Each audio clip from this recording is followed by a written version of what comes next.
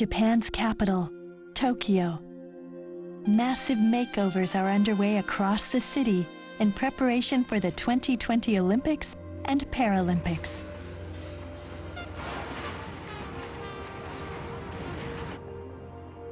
Excavations are turning up new discoveries.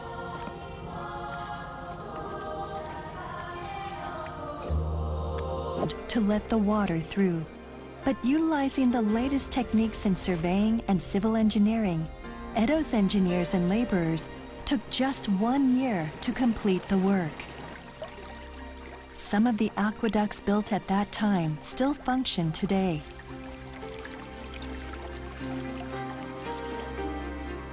The completion of the water network made it possible for Edo to grow into a metropolis with a population of 1 million at the beginning of the 18th century.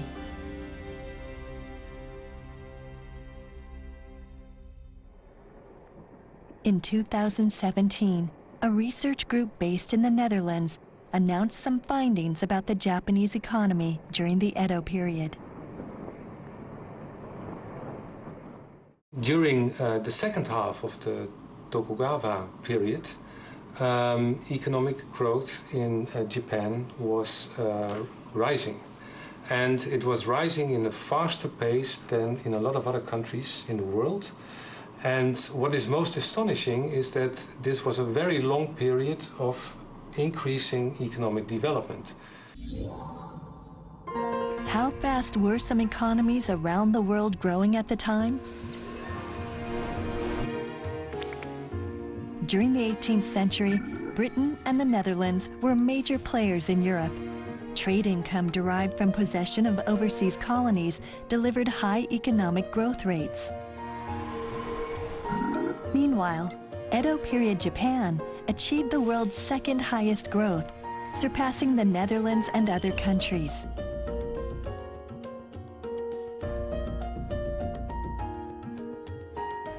At that time, Japan was trading with only a handful of other countries, such as China and the Netherlands. It was known as national isolation. Despite this, its economy was among the fastest growing in the world. In those days, Edo was at the forefront of the national economy. Initially, the city's economic development was driven by local infrastructure projects, such as constructing moats and water systems. Large amounts of money flowed into Edo to fund such massive public works projects. Also playing a major role was an unusual rule imposed by the government. The more than 200 regional lords around the country were required to show their allegiance to the Tokugawa shogunate by leaving their territories to live in Edo every other year.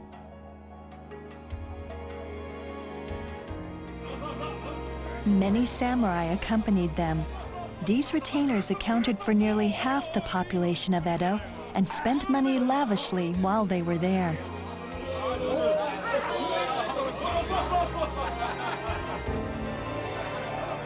幕府が参勤交代を命じて勝ったことによって、江戸という町は巨大な消費人口が突如人工的に出現したと。そんな都市は世界のどこにもありません。 The second half of the Edo period saw the rise of another engine of growth. A clue turned up in France.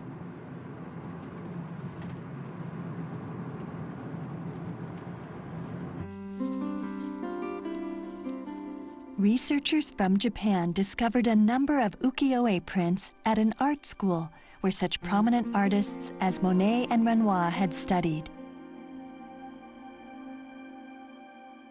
こういう絵って一つだけでも大変なもんなんですけど、それが60点あったのでちょっとびっくりしたんですけど。 When the prints were analyzed, something unexpected emerged. Here's an example. It's a piece by the world-renowned artist Katsushika Hokusai. It does have a proper signature on it. でこの目も確かに北斎流なんですけど、もう少しカッとこう北斎だとですね、勢いがある。Researchers say the work is not by Hokusai, but by an apprentice, emulating his style. Many other works bearing the signatures of famous artists turned out to be imitations.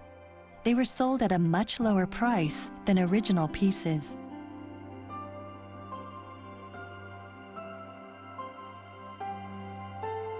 江戸の後期になってこういうものを買う町人が増えたから、やっぱりできるだけ複数のものを量産して市場に出していくことが要求された。やっぱりその経済原理が働いて、やっぱりそれだけ買う層がやっぱり増えてきたということですよね。About half of Edo's population were samurai. The rest were ordinary citizens, many of whom were tradesmen and artisans.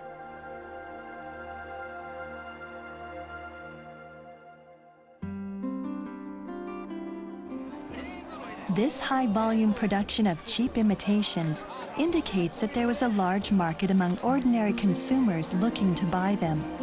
Commoners had joined the samurai as a pillar of Edo's economy.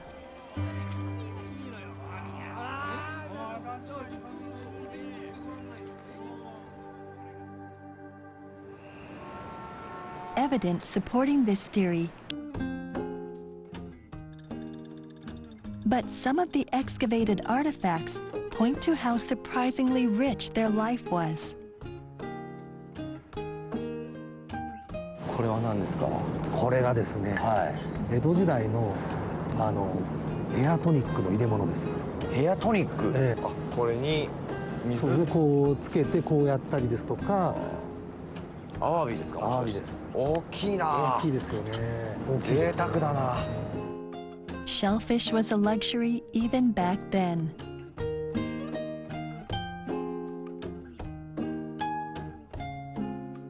Excavators even found fragments of a large and valuable oribe ware dish. This is a reenactment of life in the row house based on the items that were excavated.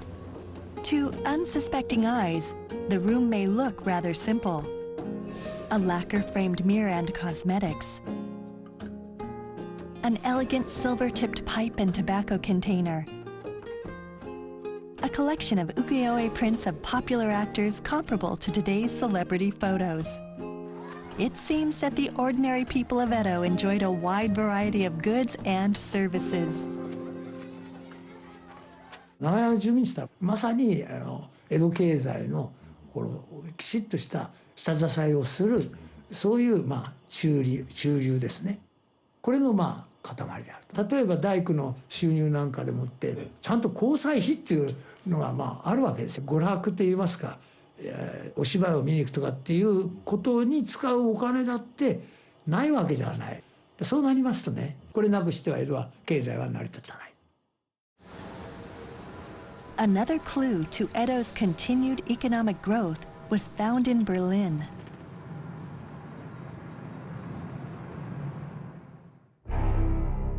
This scroll depicts ordinary people shopping in the central commercial district of Nihonbashi. It's actually 12 meters long.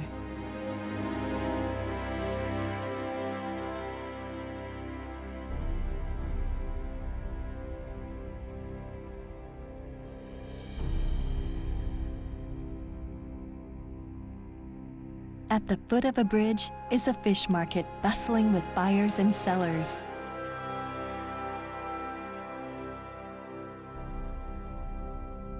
We can see about 90 shops selling food and other daily goods.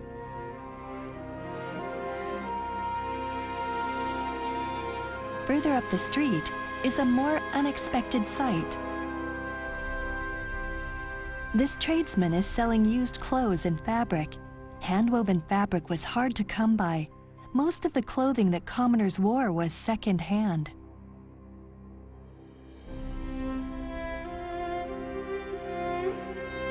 This vendor is buying used paper to be resold and recycled.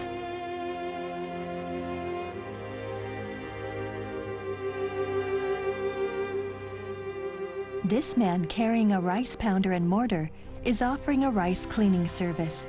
He's polishing brown rice on the spot at the request of a passerby.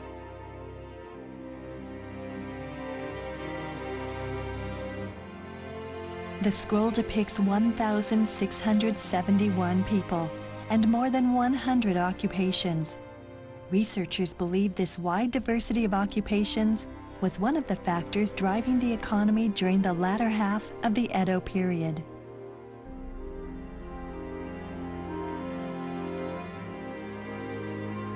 都市の中においてさまざまな職業が生まれることによって産業間の取引も活発化していきますから、それによって相互間の取引が高まっていくっていうことは新たな市場がそこに生まれる。でそれによって経済成長が促進されていく。 For example, completing one ukiyo-e print required the collaboration of different artisans, including a designer, a carver, and a printer. Also involved were many shops specializing in items such as paper, dyes, and brushes. It was this kind of interaction that helped invigorate the economy.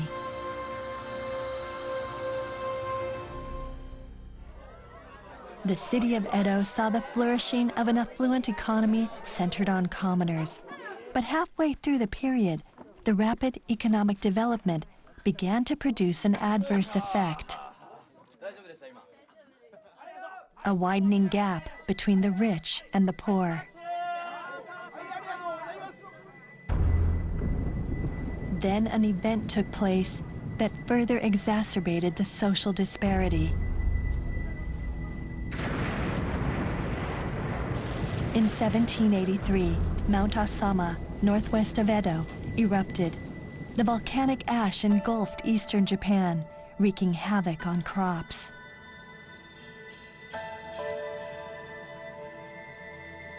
Shortly after, Japan was struck by one of the largest famines in its history. Hundreds of thousands are said to have starved to death. Desperate rural residents had no choice but to migrate to Edo, widening the social chasm even further. Then,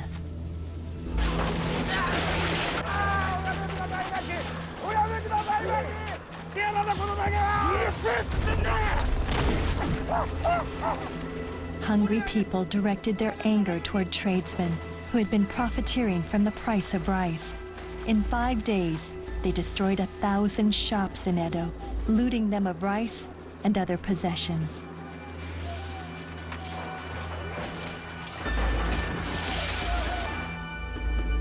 Merchants left stark accounts of the damage.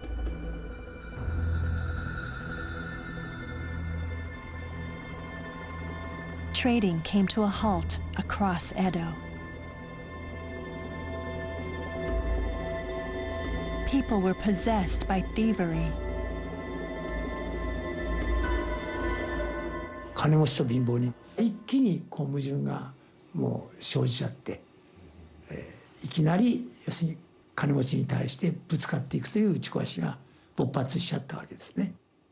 格差社会が生じつつある時に非常に危険な状態、危機が生じた時に金持ちがどういう行動を取るかっていう、それが持続的な経済といいますか成り立たせるものだと思うんです。In the same year riots broke out in Edo, a similar crisis arising from social disparity hit France.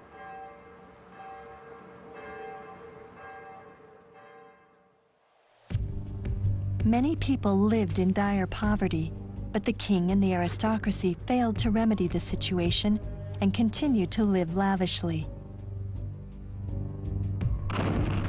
This was what sparked the French Revolution. A dynasty that had lasted 2 centuries was toppled, with the king guillotined during the civil uprising. The regime in Edo was at imminent risk of suffering the same fate.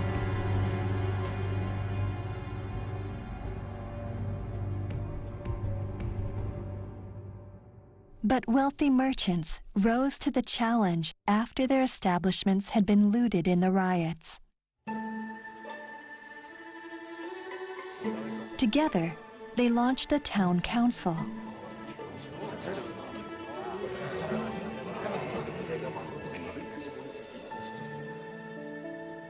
The group created a mechanism whereby merchants raised funds to buy rice and other necessities to be distributed to the poor.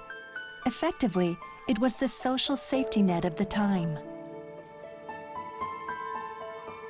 This is the plan of a storage facility that the council operated.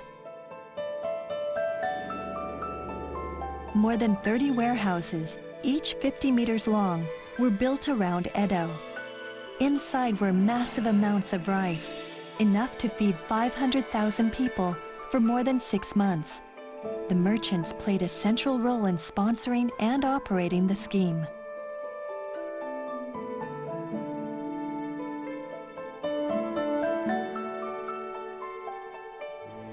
Records of the council's relief efforts have been archived. 救い願い上げ候帳というそういう帳面になりますね。For example, this poor three-generation family was receiving half a month's worth of food and a living subsidy of about $800 in today's money.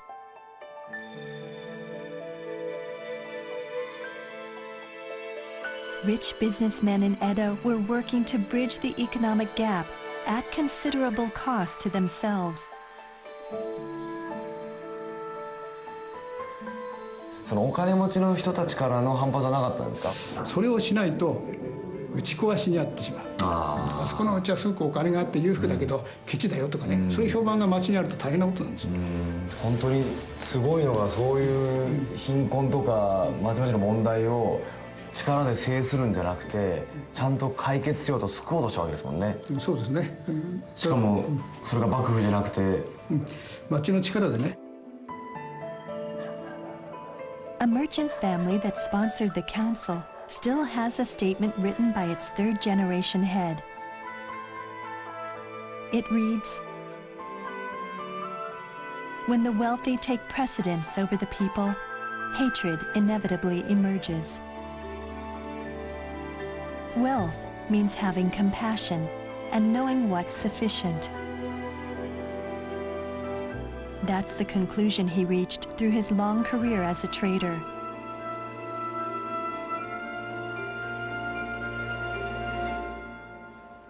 The poor were not the only ones the merchants reached out to.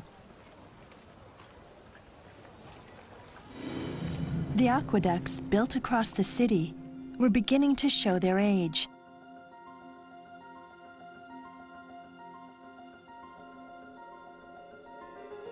They were filling up with soil and sand, which was stifling economic activity. The canals were a main artery of the city's economy and essential for transporting large amounts of food and other goods.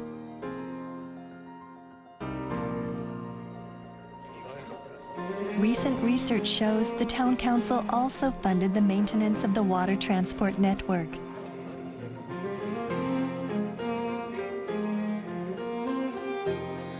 Civil engineers spent 8 years overhauling the 12 kilometers of waterways, restoring the flow of major traffic.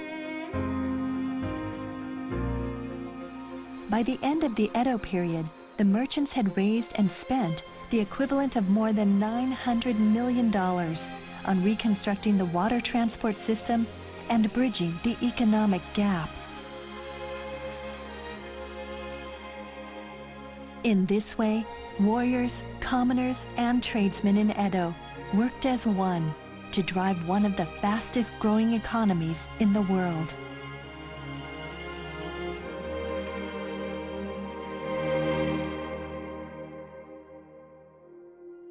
One and a half centuries since Edo was renamed Tokyo.